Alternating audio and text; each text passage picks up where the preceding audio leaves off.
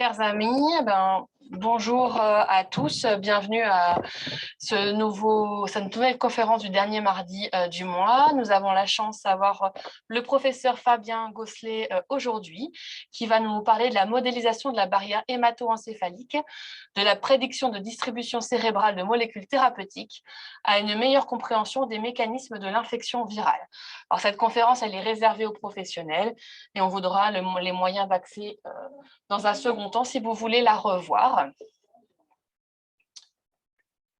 Je vous ai remis, comme d'habitude, quelques toutes petites diapos de rappel sur la FHU. On va aller très, très vite.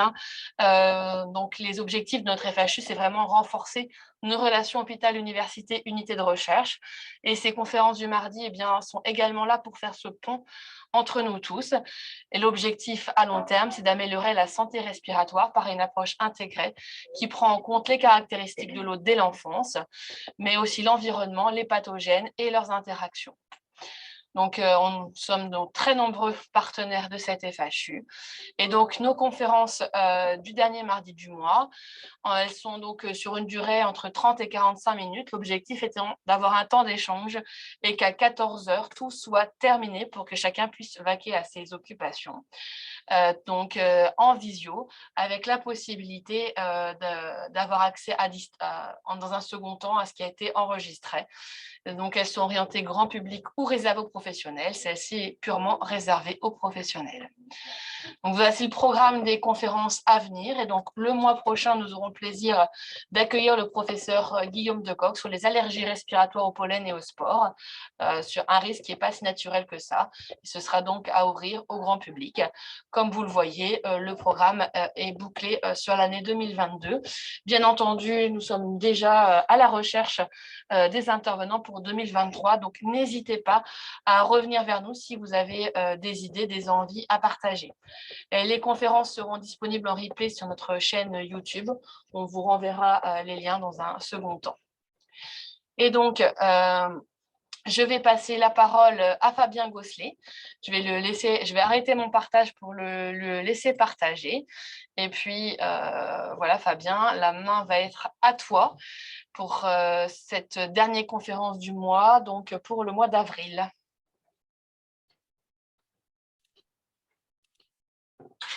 J'ai pas encore la main sur le partage, Claire. Ah, attends, ouais, si ça y est, maintenant tu peux l'avoir, mais j'avais oublié un clic. Parfait, non, pas de souci. Hop, merci. Et c'est parfait. Parfait, merci. Donc, bonjour à toutes et à toutes. Donc, je suis le professeur Fabien Gosselet et donc, je suis le directeur du laboratoire de la barrière hémato-encéphalique que je vous présenterai très brièvement à la fin du diaporama, au moins au niveau de la localisation et de nos activités. Et donc, aujourd'hui, je vais un petit peu vous parler de la barrière hémato-encéphalique et notamment de sa modélisation. Et on l'utilise essentiellement au sein du laboratoire pour prédire la distribution cérébrale de molécules, mais on a beaucoup d'interactions, beaucoup de collaborations. Et dans certaines d'entre elles, on a été amené à travailler sur les mécanismes d'infection virale. Et donc, ce sera plutôt dans le cadre de ce FHU Respire que cette dernière partie pourra vraiment être intéressante et vous donner de potentielles idées ou velléités de collaboration également avec le laboratoire. Donc voilà, donc très brièvement, je me suis dit que vous n'allez peut-être pas savoir immédiatement ce que c'est que cette barrière hémato-encéphalique. Donc je vais tout d'abord commencer par vous la présenter et vous présenter sa localisation. Puis vous allez voir qu'on développe des modèles au laboratoire qui peuvent être intéressants pour vos projets. Et puis à la fin, véritablement, je mettrai l'accent sur les quelques collaborations, une collaboration qu'on a eue dans le cadre de l'infection virale du système nerveux central. On en a plusieurs autres que je pourrais éventuellement présenter l'année prochaine, pourquoi pas. Voilà, donc en fait, l'histoire de la barrière hémato-encéphalique est, mine de rien, assez ancienne. Parce que les premières études réalisées pour démontrer son existence, pour révéler son existence, ont été réalisées au XVIIe siècle par un médecin anglais qui s'appelait Humphrey Riley. En fait, sans le savoir, ça a été véritablement le premier dans l'histoire à démontrer l'existence de cette barrière. Alors, ce que faisait Humphrey Riley, c'est qu'il étudiait la circulation sanguine des cadavres, donc des personnes mortes sur le champ de bataille ou lors d'exécution, les condamnés à mort. Et il injectait des colorants dans la circulation sanguine et il étudiait le circuit de ces colorants dans la circulation sanguine afin d'étudier un petit peu comment ces vaisseaux dans notre corps allaient permettre d'irriguer les différents organes. Et puis, ce qu'il a constaté, c'est que lorsqu'il a injecté colorant, donc soit du mercure, soit de la cire colorée, dans la circulation cérébrale, donc au niveau des artères qui arrivent à la base de notre cou, eh bien, ce composé allait suivre les vaisseaux sanguins, mais n'allait pas diffuser, contrairement à ce qui est observé en périphérie. Donc, en fait, le colorant restait véritablement dans ces vaisseaux sanguins. Et donc, ça a été le premier à démontrer que, ou au moins à clamer haut et fort que les vaisseaux sanguins du cerveau semblent être un peu différents de ce qu'on peut trouver en périphérie parce qu'ils sont imperméables aux substances qui n'atteignent jamais ou que très rarement les neurones. Donc déjà, on isole le cerveau du reste de l'organisme avec ces premières observations faites à la fin du XVIIe siècle. Et il a fallu attendre près de 2 ans pour avoir des informations supplémentaires concernant cette barrière hémato-encéphalique. Alors, ce sont des expériences qui ont été reprises par Paul Ehrlich et son étudiant Edwin Goldman. Donc, chez la souris, c'est une expérience qui est extrêmement simple à refaire. En injectant des colorants vitaux dans la souris, des colorants bleus, mais on s'est rendu compte qu'effectivement, la circulation sanguine allait irriguer l'ensemble des animaux et que la souris allait devenir totalement bleue, sauf le cerveau. Donc, Paul Ehrlich avait conclu à l'époque, à tort, comme quoi même les prix Nobel peuvent parfois se tromper, qu'il avait développé un colorant qui ne pouvait pas s'attacher au cerveau, se lier au cerveau. Et c'est son étudiant Edwin Goldman qui a eu l'idée de faire l'expérience inverse pour véritablement démontrer que son mentor avait raison. Il a injecté ce colorant bleu dans le cerveau. Et ce qu'il a observé, c'est que uniquement le cerveau s'est coloré en bleu et pas le reste de l'animal. Donc c'est l'expérience, si vous voulez, qui, en complément de ce que Humphrey Riley avait démontré 200 ans plus tôt, a véritablement démontré pour la première fois l'existence de cette fameuse barrière entre le sang et le cerveau. Et c'est cette barrière qu'on appellera barrière hémato-encéphalique. Alors, je vais tout de suite casser le suspense parce que la voici, cette barrière hémato-encéphalique. Beaucoup d'entre nous, ne la connaissant pas, mais ayant déjà entendu parler d'elle, pensent que c'est une sorte de casque qu'on a autour du cerveau. En fait, c'est totalement faux. Cette BHE est localisée au niveau de nos vaisseaux sanguins. Voilà. Donc, il faut savoir que dans un cerveau humain adulte, on a environ 600 km de vaisseaux sanguins. Eh bien là, voici votre BHE. Notre barrière hémato-encéphalique est localisée au niveau de ces 600 km de vaisseaux sanguins. Alors, juste 600 km, c'est une distance assez conséquente. Pour véritablement matérialiser ça, je vous ai fait le trajet en voiture. 600 km, ça fait Amiens-Lyon. Il y a 599 km exactement via ce chemin, en passant par Paris. Voilà. Donc, cette distance-là représente une barrière qui va quelque part filtrer les molécules présentes dans la circulation sanguine pour les laisser passer ou pas vers le cerveau, qui est un organe, comme vous le savez, extrêmement sensible. Alors voilà la complexité de la BHE. C'est une question qu'on se pose dans le domaine, c'est véritablement où elle est localisée, cette barrière. Parce que dans notre cerveau, nous avons différents calibres de vaisseaux sanguins. Vous le savez, il y aura des artères, il y aura des veines, dont les diamètres sont assez importants. Et puis, petit à petit, ces vaisseaux sanguins ont des diamètres qui diminuent et vont devenir ce qu'on appelle des artérioles et vénules, donc avec un diamètre beaucoup plus petit, comme on peut en voir ici. Et en fait, la complexité de la chose, c'est qu'entre les artérioles et vénules, qui ont un diamètre déjà assez petit, eh bien, il y a des vaisseaux sanguins encore plus petits, c'est cette flèche-là, qui représentent les capillaires. Et en fait, les capillaires, on en a énormément dans le cerveau. On estime que chaque neurone dans notre cerveau a son propre capillaire. Donc, il a son propre vaisseau sanguin qui va lui amener ses nutriments et l'aider à éliminer ses déchets. Donc, vous voyez la complexité d'étudier la BHE. Donc, voilà globalement comment on va la représenter, on va la schématiser, cette BHE, donc est essentiellement localisée au niveau des capillaires, mais aussi présente au niveau des artérioles et vénules, mais avec des propriétés un peu différentes. Eh bien, ce vaisseau sanguin capillaire, si je réalise une coupe transversale, eh bien le voici. Donc, vous avez la lumière du capillaire ici, où le sang va circuler avec ce que nous avons bu, mangé, respiré.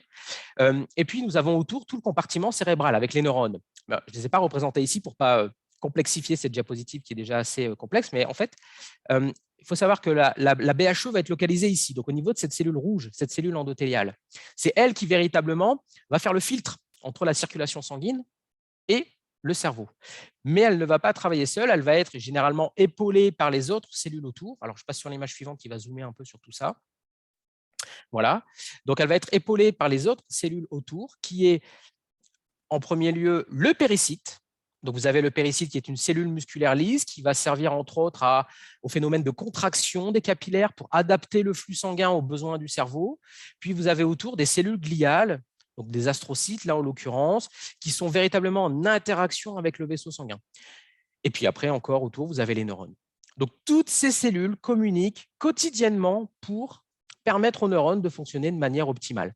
Donc, c'est pour ça que de BHE, ici cette cellule rouge, en prenant un peu de recul, on parle maintenant plutôt de complexe neuro gliovasculaires, ce qu'on entend parfois dénommé sous l'acronyme CNV, qui représente en fait la BHE, plus les péricytes, plus les cellules gliales, plus les neurones, et puis la matrice extracellulaire autour de tout ça.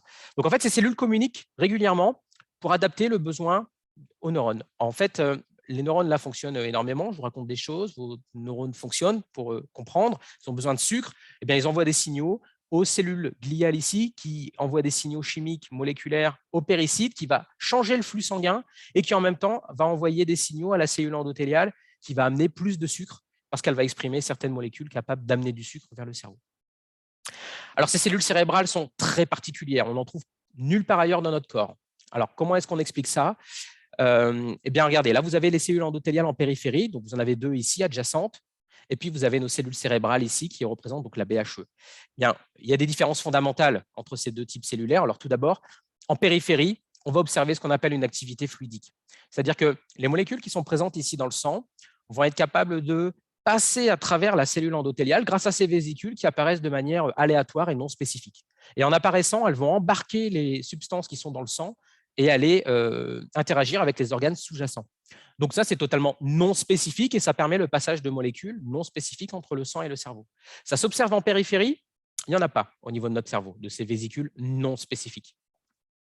Deuxième phénomène, au niveau de la périphérie, vous avez ce qu'on appelle des fenestrations au niveau des cellules endothéliales. Donc, ce sont ces amincissements ici de la membrane plasmique. C'est très fin. À cet endroit-là, eh bien, les molécules vont largement diffuser, passer à travers, en fonction de leur gradient de diffusion, donc de concentration électrochimique. Donc, il n'y a pas de spécificité non plus. Beaucoup de molécules présentes ici dans le sang vont pouvoir passer dans l'organe sous-jacent.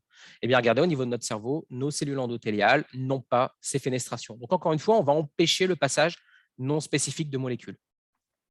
Et puis, dernier critère, eh bien, là, vous avez deux cellules adjacentes en périphérie. Eh bien, vous allez pouvoir observer des passages de molécules entre ces deux cellules. Voilà, ces cellules sont collées, mais pas totalement. Il y a des espaces intercellulaires et vous avez passage non spécifique de molécules. Eh bien, au niveau de la BHE, ce ne sera pas possible. Vous avez ici ce qu'on va appeler des jonctions serrées. Donc, ce sont vraiment des structures qui scellent les cellules les unes aux autres et qui vont empêcher la diffusion de certaines molécules. Alors, pas toutes, mais la grande majorité des molécules vont être bloquées au niveau de ces jonctions serrées. Alors, les trois critères que je vous ai évoqués là vont véritablement donner une barrière physique entre le sang et le cerveau. Il y a véritablement une imperméabilité physique des cellules endothéliales aux molécules et aux cellules, hein, bien évidemment, qui sont dans notre circulation sanguine. Alors voilà, je vous ai préparé juste une petite diapositive pour faire un petit zoom sur ces jonctions serrées parce qu'elles sont extrêmement importantes. Elles sont donc, comme je vous l'ai évoqué précédemment, présentes entre deux cellules endothéliales. Vous avez la première cellule ici à gauche, la seconde à droite, et puis vous avez des protéines clés des jonctions serrées. On les connaît maintenant, hein. Vous avez l'occludine, par exemple, et puis les claudines, alors essentiellement la 3, 5, 12. Et donc, ce sont des protéines qui vont véritablement sceller les cellules les unes aux autres. Ce sont des protéines intercellulaires. Et puis, vous allez avoir en interaction avec des protéines du cytosquelette des adaptateurs tels que des protéines qu'on va dénommer ZO1, ZO2. Et en fait, elles sont très facilement marquables, ces protéines. Et les voici ici. Là, vous avez des cellules de BHE dans un de nos modèles pour lesquelles je vous ai mis en évidence ZO1, donc celle-ci, Zonula occludens 1, est marquée. Et comme vous pouvez le voir, on a une très belle localisation autour des cellules, ce qui signifie qu'on a véritablement la formation de ces jonctions. Si vous avez ça sur des cellules, vous savez que vous avez une barrière physiologique qui est présente ici. Voilà. Et puis tout ça, ça interagit avec le cytosquelette de la cellule. Donc voilà, tout ça, c'est adaptable, c'est effectivement parfois modulable. Et ça peut être une piste thérapeutique pour délivrer des molécules vers le cerveau, d'ouvrir la BHE en agissant sur le cytosquelette. Mais je n'aurai malheureusement pas le temps d'aborder cet aspect-là aujourd'hui avec vous. Donc voilà, donc la BHE, c'est véritablement une barrière physique. Vous voyez, il n'y a pas grand-chose qui va passer ici entre ces deux cellules adjacentes. Pourtant, vous avez quand même, comme je vous l'ai évoqué précédemment, du sucre qui va alimenter votre cerveau, mais vous avez besoin aussi de neurotransmetteurs. Donc, vous allez avoir besoin d'acides aminés et puis d'autres molécules telles que les lipoprotéines. Ce sont des grosses molécules qui transportent le cholestérol, les lipides dans nos fluides organiques. Et donc, vous allez voir qu'il existe des systèmes quand même de transport au niveau de la BHE. Alors, le plus connu, le plus caractérisé, et celui-ci, c'est le transport du sucre. C'est pour ça que je vous en ai déjà un petit peu parlé avant.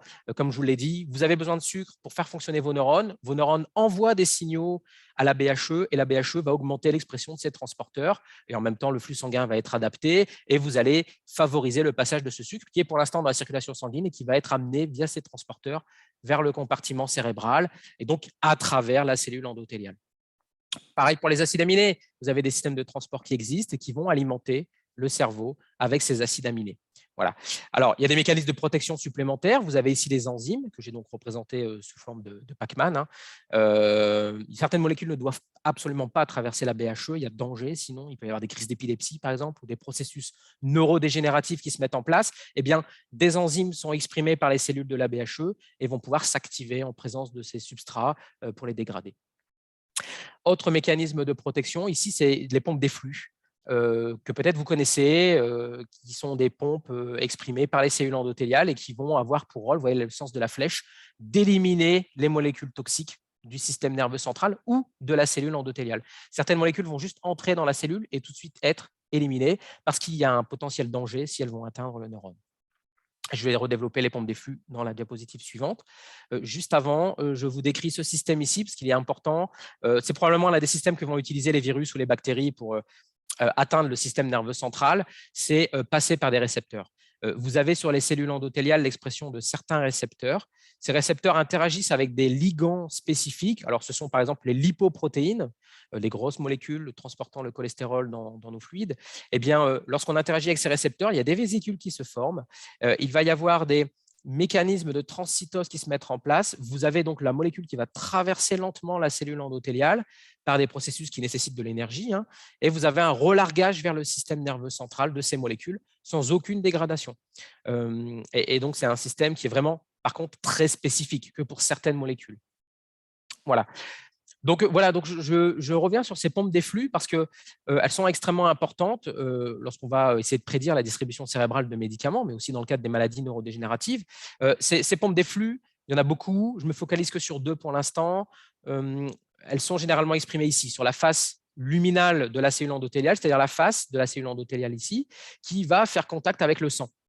Et en fait, ce qui se passe, c'est que lorsque vous avez des molécules, des xénobiotiques qui vont être présentes dans la circulation sanguine ou qui sont extrêmement lipophiles et elles ont réussi à pénétrer dans le cerveau, vont pouvoir être prises en charge dans un deuxième temps par la PGP, la pompe d'efflux. Je ne vous ai pas encore donné le nom. Donc, vous avez par exemple cette molécule, vous voyez, hop, qui va être expulsée. Et comme cette molécule est extrêmement lipophile, si le flux sanguin n'est pas adapté, cette molécule va être tentée de re-entrer de nouveau dans le cerveau et elle va pouvoir de nouveau être effluée par ces pompes d'efflux. Donc, ces pompes d'efflux fonctionnent continuellement. Elles sont quelque part les gardiennes de notre système nerveux central. Alors, les pompes d'efflux, il y en a beaucoup, mais il y en a deux sur lesquelles je souhaiterais attirer votre attention aujourd'hui. C'est notamment la PGP et la BCRP que je vais développer aujourd'hui, mais sachez qu'il y en a d'autres. Elles sont très importantes, celles-ci, pour la délivrance cérébrale de médicaments, parce qu'effectivement, ces pompes d'efflux protègent notre cerveau des xénobiotiques, c'est très bien, mais malheureusement, la majorité des molécules thérapeutiques sont substrats de ces pompes d'efflux. Donc, quelque part, c'est-à-dire qu'elles vont nous protéger, elles protègent notre cerveau peut-être des molécules toxiques présentes dans notre alimentation ou qu'on a inhalé, respiré, mais pour autant, elles vont aussi protéger notre cerveau des médicaments. Et donc ça va être un obstacle lorsqu'on va vouloir soigner les maladies cérébrales. Alors voilà, une autre chose importante que je voulais vous indiquer concernant la BHE, c'est que, on confirme bien avec la BHE que l'homme n'est pas une souris de 70 kg, ni un rat d'ailleurs de 70 kg, et qu'il y a d'énormes différences entre BHE souris et BHE rat. Pour autant, on utilise la souris et le rat pour sélectionner les médicaments à visée cérébrale depuis maintenant pas mal d'années. Donc, il faut trouver des alternatives, et c'est pour ça qu'ici, il y a un primate, parce que de plus en plus, pour la délivrance cérébrale de médicaments, le primate semble être beaucoup plus proche et beaucoup plus adapté. Alors, un exemple parmi tant d'autres, ces deux pompes d'efflux que je viens vous citer, donc désolé, elles ont de multiples noms, et pour cette publication, le nom est ici, mais ici, vous avez donc la PGP qui est ici la première, et puis ici la BCRP.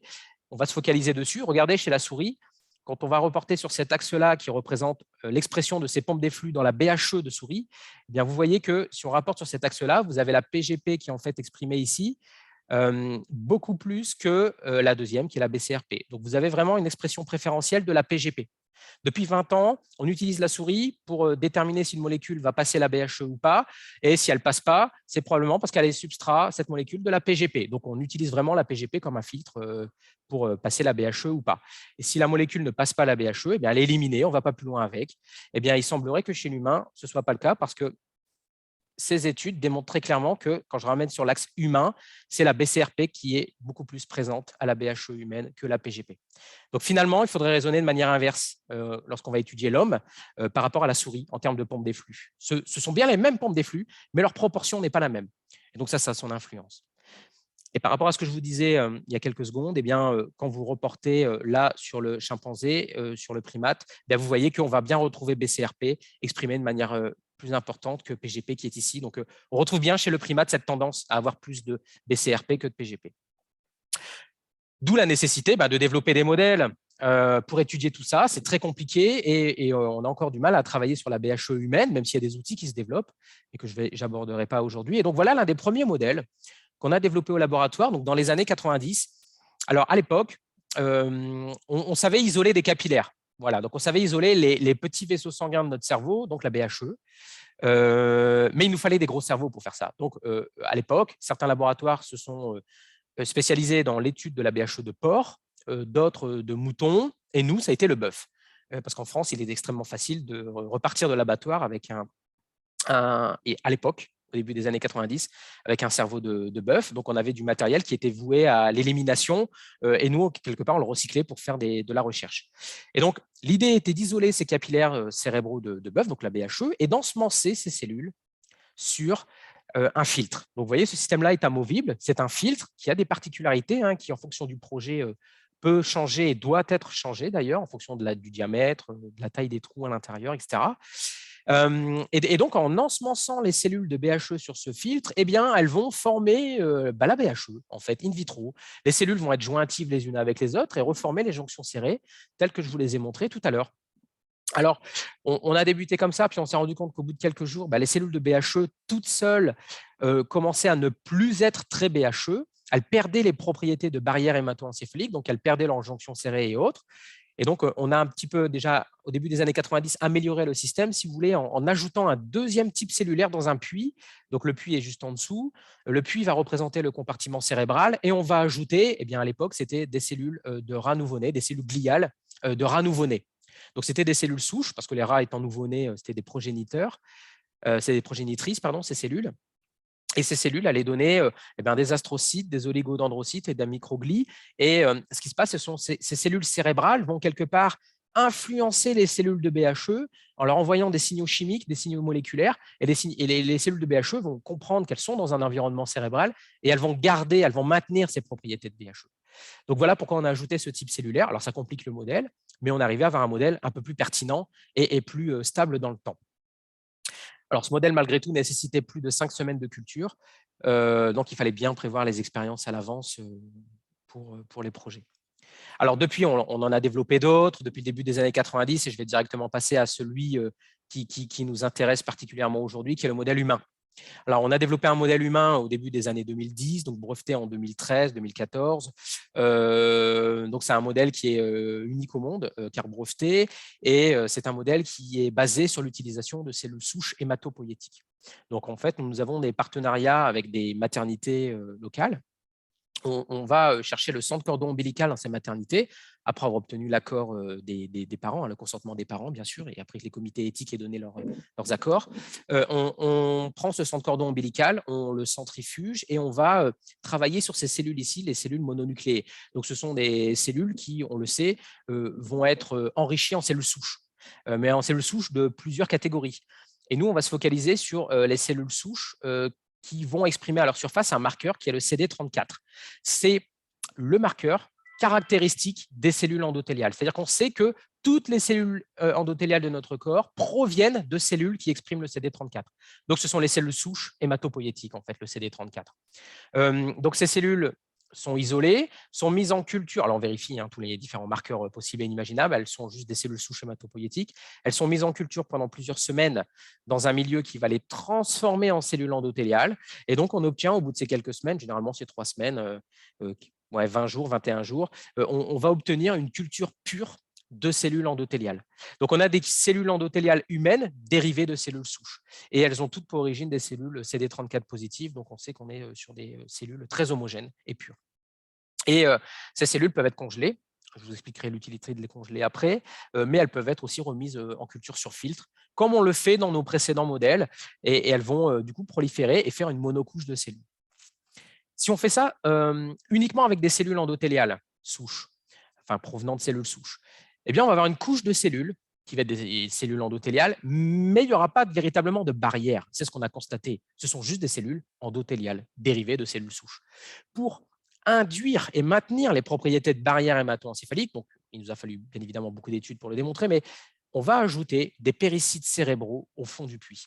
Et par ce système de co-culture, eh bien, on va induire et maintenir les propriétés de BHE. Donc, ce qui se passe, c'est que les cellules endothéliales vont recevoir des signaux des péricytes, donc ils vont sécréter des molécules qu'on est en train d'identifier, et ces molécules vont déclencher des voies de signalisation au niveau de la cellule endothéliale, et on va observer la formation des jonctions serrées et de tout ce qui fait qu'une cellule peut être considérée comme faisant partie de la BHE.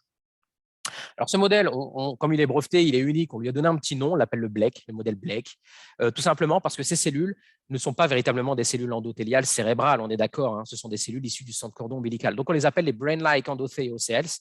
Donc, ce sont les cellules endothéliales qui sont comme cérébrales, mais ce ne sont pas véritablement des cellules cérébrales. Alors, voilà notre modèle. Et en fait, on peut le congeler au milieu. Ça se congèle très bien parce qu'en fait, si quelqu'un le souhaite, on peut envoyer des cellules et il peut initier des études sur la BHE au sein de son laboratoire grâce à ces modèles. Et j'en parlerai juste après. Donc, voilà quelques exemples parmi de nombreux exemples de propriétés de BHE qu'ont nos cellules. Alors, vous reconnaissez les jonctions serrées ici et vous avez les différentes protéines composant ces jonctions serrées, ZO1, Claudine 5, occludine. Donc, toutes ces protéines sont là, sont bien exprimées autour des cellules endothéliales et forment les belles jonctions serrées. Et puis, voici ce qu'on réalise en routine au laboratoire, ce sont des tests de perméabilité. C'est-à-dire que le principe est simple. En pratique, c'est un peu plus compliqué parce qu'on va faire des méthodes de calcul et de maintien de concentration. Donc, on a un système un peu compliqué, mais le principe est extrêmement simple et je vous l'expose rapidement. On met une molécule fluorescente dans le compartiment sanguin qui représente le compartiment supérieur du coup du modèle. Et puis, on va calculer la vitesse de diffusion de cette molécule à travers la couche de cellules endothéliales.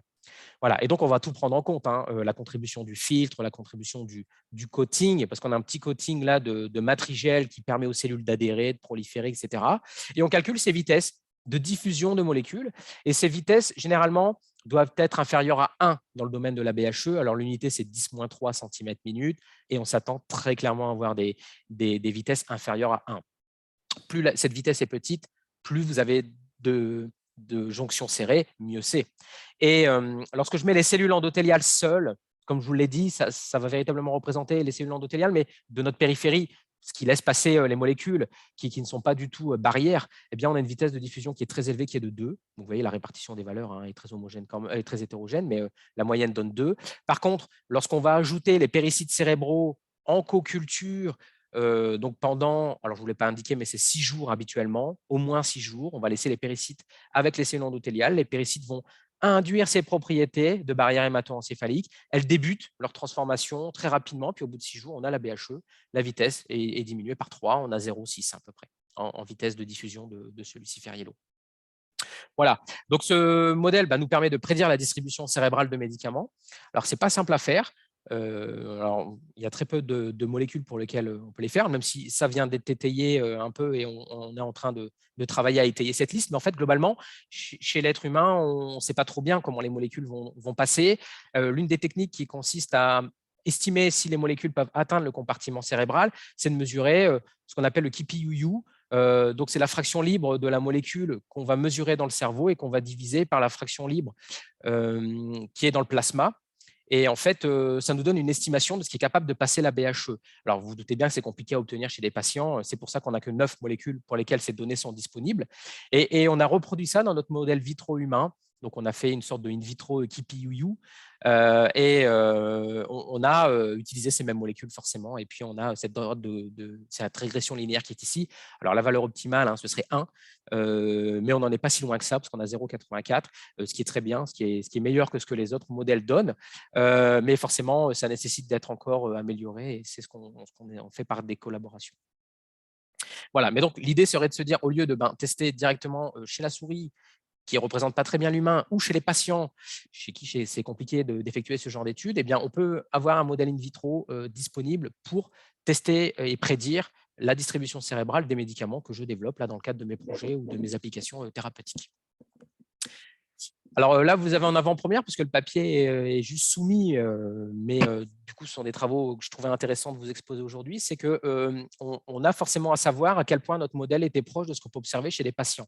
Donc, on a isolé des BHE humaines. Donc, vous avez ici un échantillon donc, provenant d'un patient décédé subitement, et vous avez un deuxième patient décédé subitement ici, chez qui on a aussi isolé la BHE. Et puis, on arrive avec des outils protéomiques à cibler certaines protéines. On ne peut pas le faire pour toutes pour l'instant, mais on en cible certaines. Et bien, on a ciblé certaines spécifiques à la BHE, et on compare par rapport à notre fameux modèle Blake qui est ici.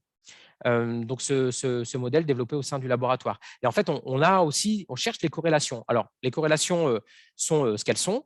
Bonne nouvelle, c'est que toutes les protéines qu'on retrouve chez nos individus sont aussi présentes dans notre modèle. Après, les niveaux d'expression diffèrent, c'est vrai, mais le milieu de culture, en culture cellulaire, crée des variations énormes. D'ailleurs, ce qui est le mieux représenté par ça ici, c'est celui-ci qui est le transporteur du glucose. Donc, on le sait que si je mets un peu plus de sucre dans mon milieu, cette expression va changer. Et si j'en mets moins, cette expression va changer. Bon, c'est les biais du vitro. Ce que je trouvais intéressant de vous exposer aujourd'hui, c'est que aussi bien chez ces humains, chez ces individus, que dans notre modèle, eh bien, on va confirmer ce que d'autres ont confirmé avant, c'est-à-dire qu'ici, on va retrouver nos 2 pompes d'efflux.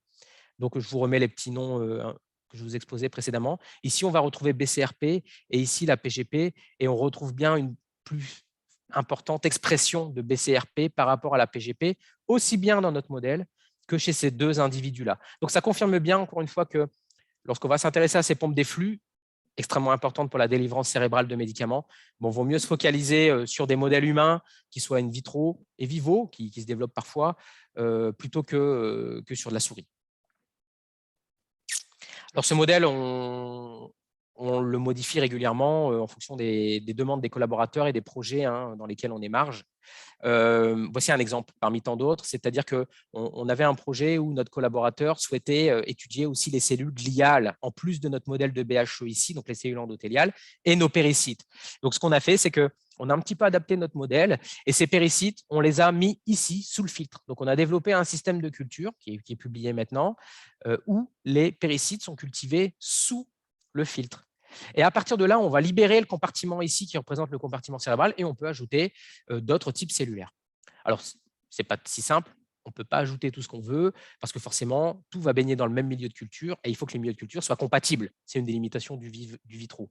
Et donc, on réalise beaucoup d'expériences et on adapte les milieux pour que les 3 types cellulaires ensemble puissent cohabiter et puissent donner des propriétés de BHE. Donc, vous retrouvez ici les jonctions serrées et puis là, les caractéristiques des péricytes, ces fameuses cellules musculaires lisses autour des vaisseaux sanguins utilisés dans notre modèle. Donc là, on a déjà ajouté des cellules gliales sous le puits, par exemple. Voilà.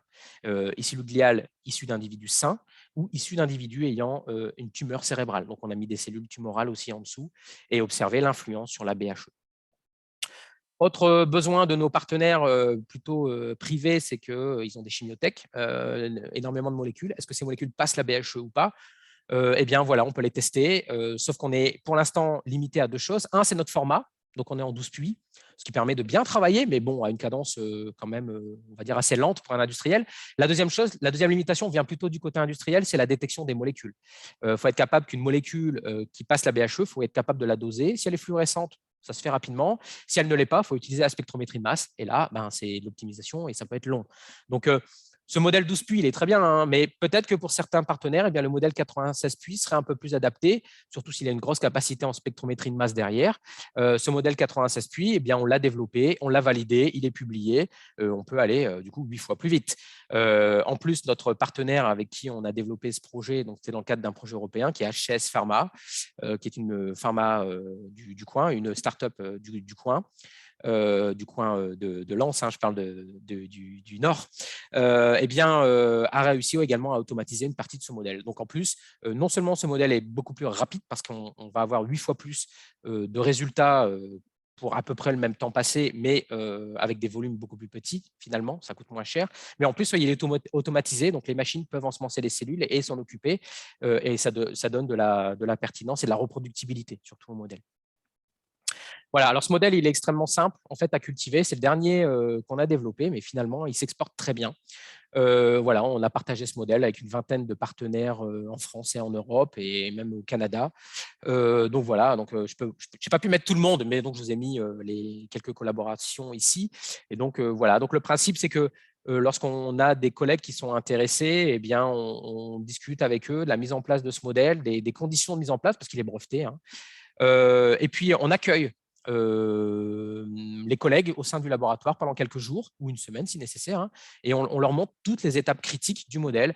On leur explique tout, on répond à toutes leurs questions, et puis après, ils peuvent repartir avec les cellules dans leur valise et puis réaliser l'expérience chez eux, et puis on continue à collaborer comme ça. Donc voilà. Et donc voilà, donc globalement, le laboratoire, comme je vous l'ai dit, avec ces modèles, va toujours chercher à améliorer ces modèles, hein. On va faire des modèles IPS, donc je n'ai absolument pas le temps de les aborder aujourd'hui, mais on a un petit peu fait d'IPS.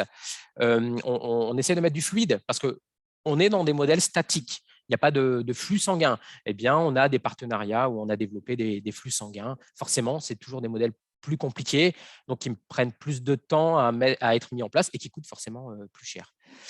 Et puis, on a beaucoup d'études, de projets sur les AVC, les accidents vasculaires cérébraux, la maladie d'Alzheimer et l'influence de l'alimentation sur la BHE et sur la maladie d'Alzheimer. Comme je vous l'ai dit, on va beaucoup étudier la prédiction de délivrance cérébrale de médicaments, mais aussi ne serait-ce que la toxicité. Parce que même si un médicament n'est destiné qu'à agir en périphérie, faut s'assurer que pour le cerveau, il n'est pas toxique. Et les tester sur les neurones, c'est bien, mais si on a ouvert la BHE avant, à des concentrations plus faibles, il faut également s'assurer de l'innocuité de ces molécules.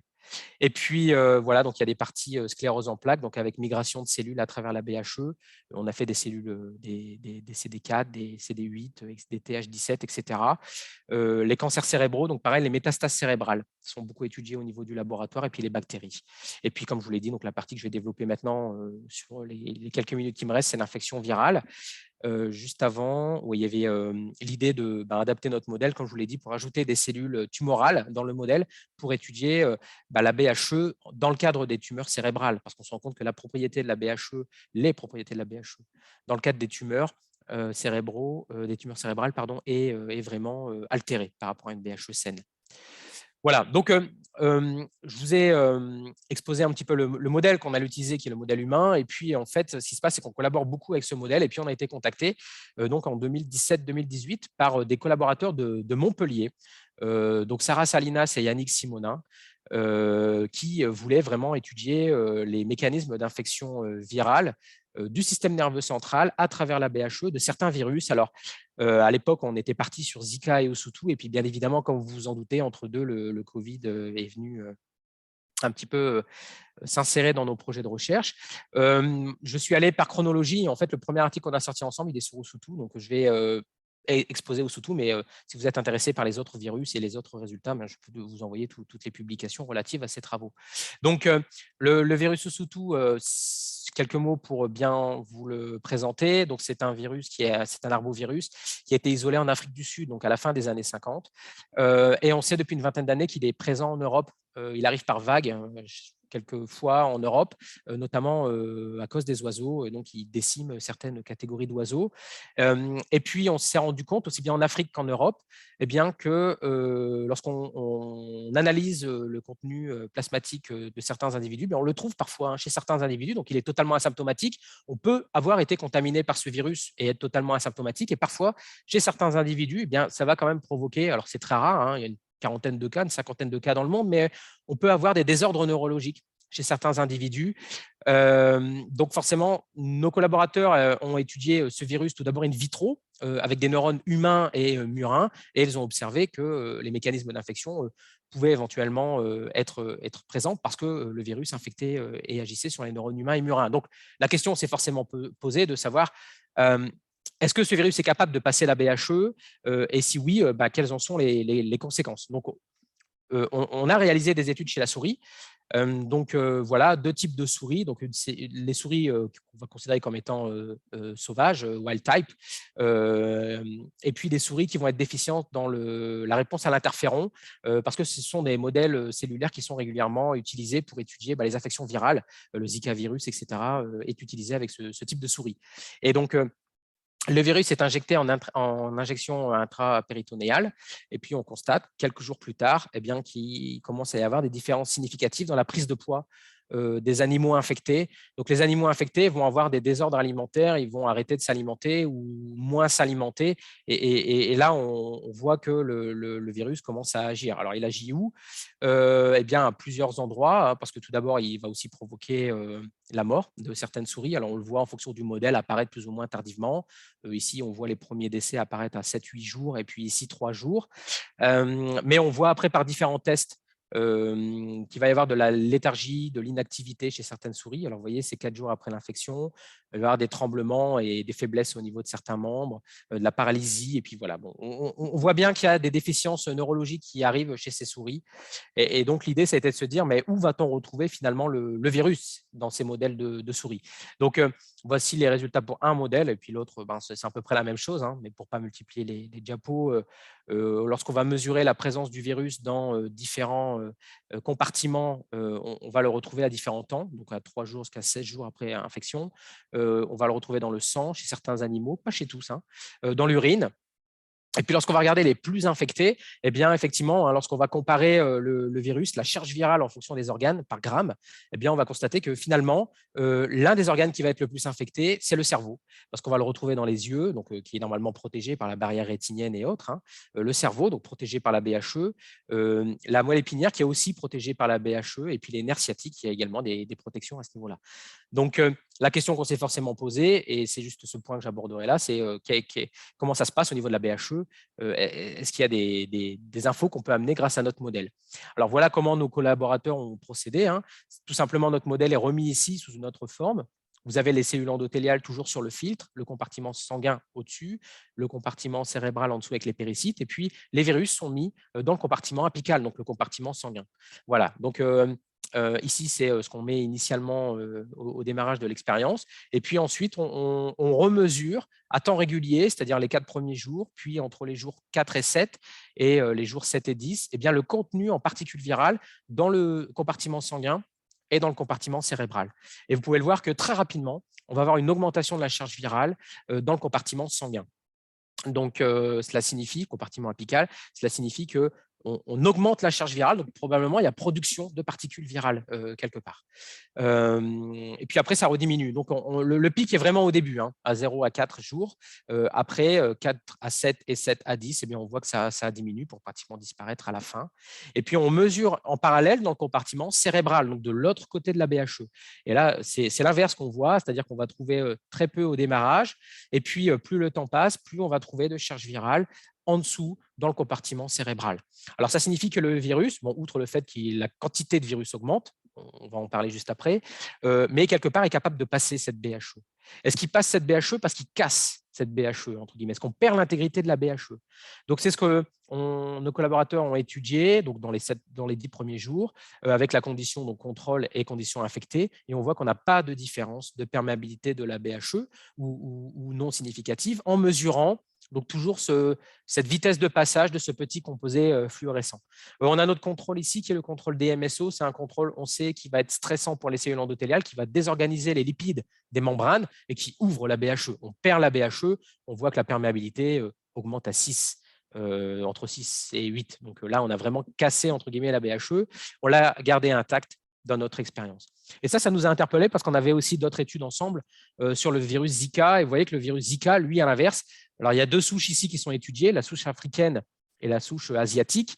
Et pour le coup, là, les 2 souches par rapport au contrôle sont capables d'augmenter légèrement la perméabilité, donc de manière significative. Alors, on n'a pas une énorme augmentation de la perméabilité, mais elle est légère et elle peut très bien contribuer à laisser diffuser plus de molécules du sang vers le cerveau. Alors, on a étudié un petit peu plus ce qui se passait au niveau des cellules endothéliales, bien évidemment.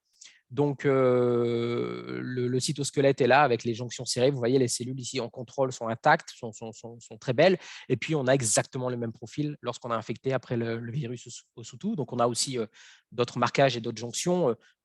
Il n'y a pas d'altération de la perméabilité. Voilà, clairement, c'est ce qu'on voit. Pourtant, ce que nous démontrent ici ces analyses de marquage du virus, c'est que le virus est là. Le virus est bien entré dans la cellule endothéliale et il y prolifère. En fait, voilà, il se multiplie dans la cellule endothéliale, ce qui explique l'augmentation de charge aussi ici. Et en fait, probablement en se multipliant, il met quelques jours au début pour se mettre en route, mais après, au fur et à mesure que le temps passe, eh bien, ça va lui permettre, en étant relargué du côté cérébral, eh bien, d'aller envahir après le cerveau. Alors voilà ce qu'on a confirmé aussi vivo, parce que ça, ce sont des cerveaux donc, de souris.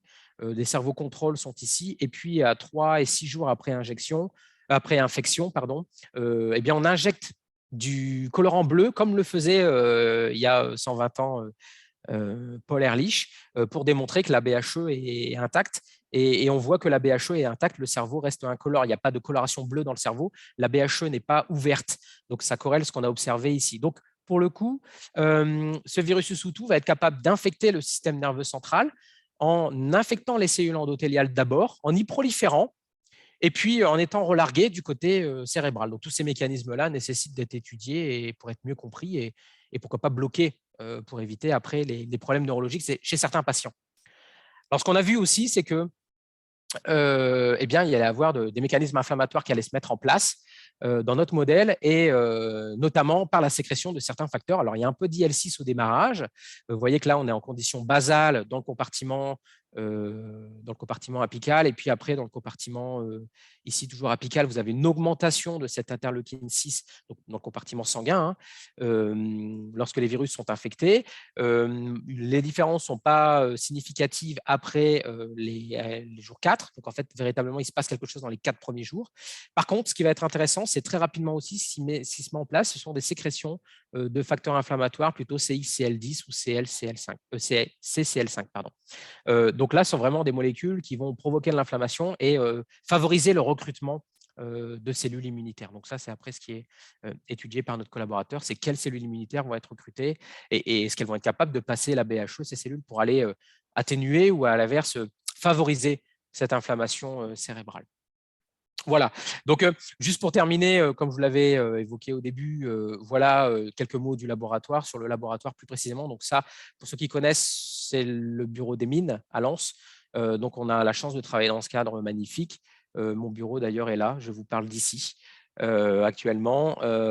Donc c'est un cadre idyllique où nous avons une équipe, on va dire, d'environ 20-30 personnes en fonction du flux de doctorants, entièrement focalisée sur la barrière hémato-encéphalique et sa modélisation in vitro.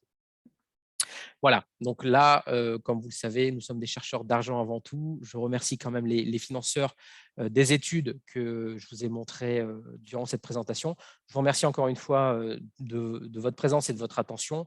Et je suis disponible si vous souhaitez me poser des questions. Merci. Merci. Extrêmement intéressant et ça me permet de comprendre un petit peu ce que vous faites tous dans l'équipe, et parce que c'est vrai que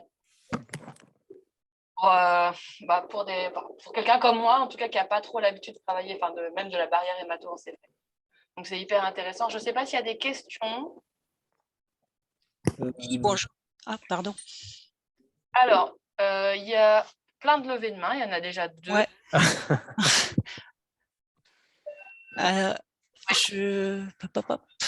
Allez-y, puis après, je crois qu'il y a Jean Dubuisson et François L qui ont levé la main. Ok, je vais commencer avant François alors. Oui, bravo pour cette présentation, c'était très clair, très didactique. J'ai une question par rapport à, je suis virologiste et j'ai une question par rapport aux arbovirus de façon générale. On sait bien que tous n'induisent pas des encéphalites et il n'y a pas nécessairement un passage de la barrière hémato-encéphalique pour tous ces virus. Donc, j'imagine qu'il y a probablement une composante de l'autre qui induit cette variabilité dans ce passage de la barrière. Est-ce que vous prenez ce paramètre-là en compte dans vos études? Alors oui, effectivement, on a, mais quel que soit le projet, même si ce n'est pas de l'infection virale, il y a forcément une contribution de l'hôte. qui est de plus en plus mise en évidence pour le passage de molécules ou le passage de virus et l'infection du système nerveux central, c'est évident. Alors, c'est pour ça que là, ce que je vous ai présenté, et c'est uniquement notre modèle à base de cellules souches hématopoïétiques, mais en fait, on développe de plus en plus le modèle IPS, parce que justement, si on sait que un individu va avoir une propension à développer des anomalies cérébrales, eh bien, on peut étudier sa BHE en parallèle d'individus qui ne présenteront pas ces anomalies cérébrales. Et par exemple, le cas le plus classique, c'est un polymorphisme sur la pompe des flux PGP. Voilà. Cette pompe des flux, on l'a tous et elle fonctionne, mais malgré tout, il y a des polymorphismes, donc des changements de séquence qui font que chez un individu, elles vont mieux fonctionner que chez un autre individu. Et ça, c'est important de l'étudier et on peut le faire dans le cadre de nos modèles IPS. Donc, pour ce modèle-là, on ne l'a pas pris en compte. Mais si c'est un souhait de notre partenaire, effectivement, c'est faisable. Tout à fait. Ok, merci. Et c'est également vrai pour les maladies neurodégénératives, maladies d'Alzheimer. Il y a vraiment une contribution du génotype, donc de l'expression de certains récepteurs, de la séquence. Ouais, tout à fait.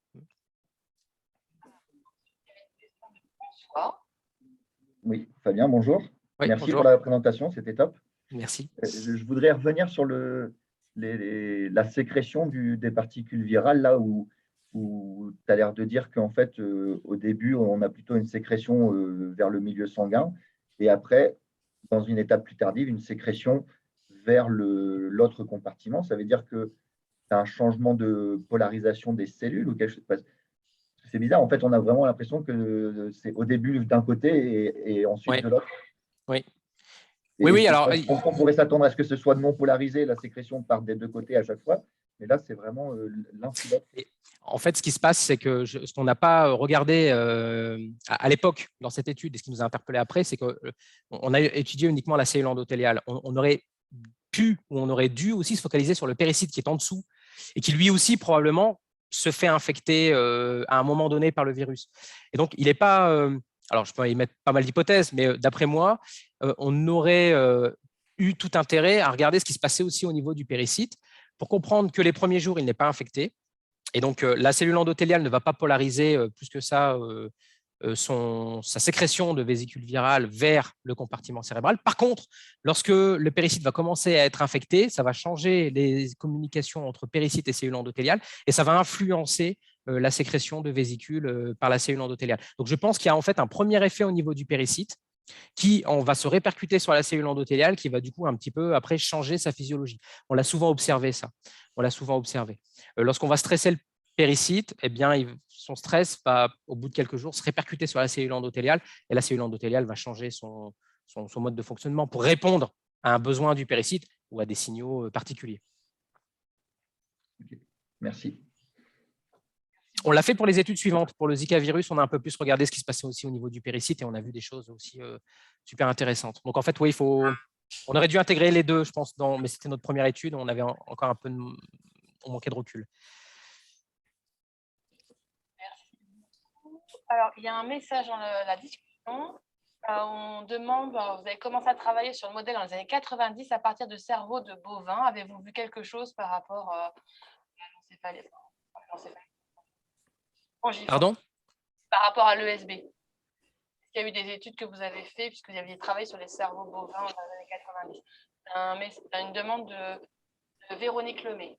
Oui, donc c'est par rapport au prion, c'est ça? J'ai bien compris, c'est par rapport au prion. C'est pas moi qui la pose directement, je le lis puisque c'est dans la… Oui, oui. Alors, nous on l'a pas étudié spécifiquement. Par contre, d'autres collègues l'ont fait chez le bovin, chez la souris et même maintenant chez le modèle humain. En fait, les mécanismes de transport de prions à travers la BHE est très bien conservé. Et outre l'ESB, on peut même maintenant l'étendre à la maladie d'Alzheimer, en fait, parce que le peptide bêta-amyloïde, on se rend compte qu'il va être pris en charge par les mêmes mécanismes et les mêmes récepteurs. Donc, nous, spécifiquement au labo, on ne l'a pas fait, parce que les premières années ont véritablement été dédiées à la prédiction de passage de molécules à visée thérapeutique, mais d'autres l'ont fait, et oui, on a vu des choses. Des choses qui sont dans la littérature, pardon. Une question de Chervin Hassel. Oui. Bonjour, merci pour cette présentation très intéressante. J'ai une petite question sur la PGP. Oui. Est-ce que vous avez étudié quelles étaient les voies de signalisation qui étaient impliquées qui font varier l'expression de la PGP et d'autres ABC transporteurs dans votre modèle. Et est-ce que ça peut être l'inflammation, par exemple, ou des choses comme ça? Et puis voilà, merci. OK. Alors, si je me focalise sur la PGP, oui. Alors, on l'a étudié dans deux contextes, comme vous le dites. Un, l'inflammation, et deux, l'influence du péricyte.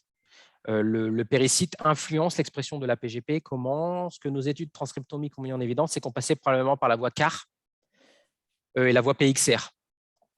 Donc, les récepteurs nucléaires qui sont déjà connus pour la contrôler chez la souris. Bien pour le coup, ça la contrôle également chez l'humain.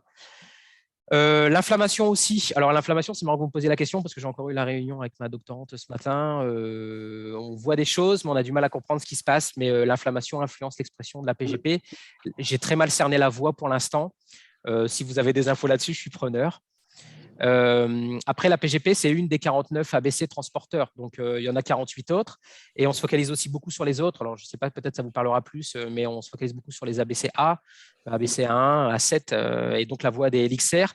Et là, clairement, on voit que l'inflammation active les LXR et donc change l'expression des ABC transporteurs de manière générale.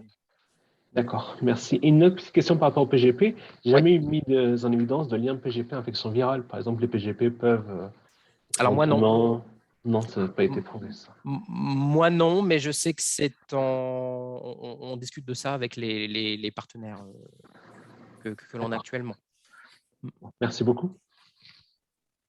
Alors, merci. Je ne pense pas qu'il y ait d'autres questions en même temps. Voilà, il est 2h moins 5. On va rester terminer en respectant les horaires.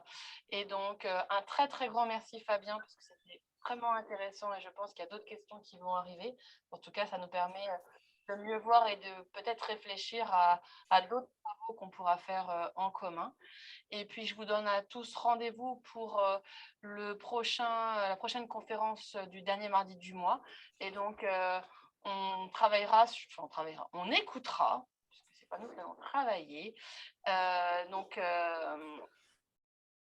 un topo sur les allergies respiratoires liées au sport, par Nicolas, n'importe quoi, excusez-moi, je suis fatiguée, par Guillaume Decoq, qui est donc à l'Université de Picardie Jules Verne.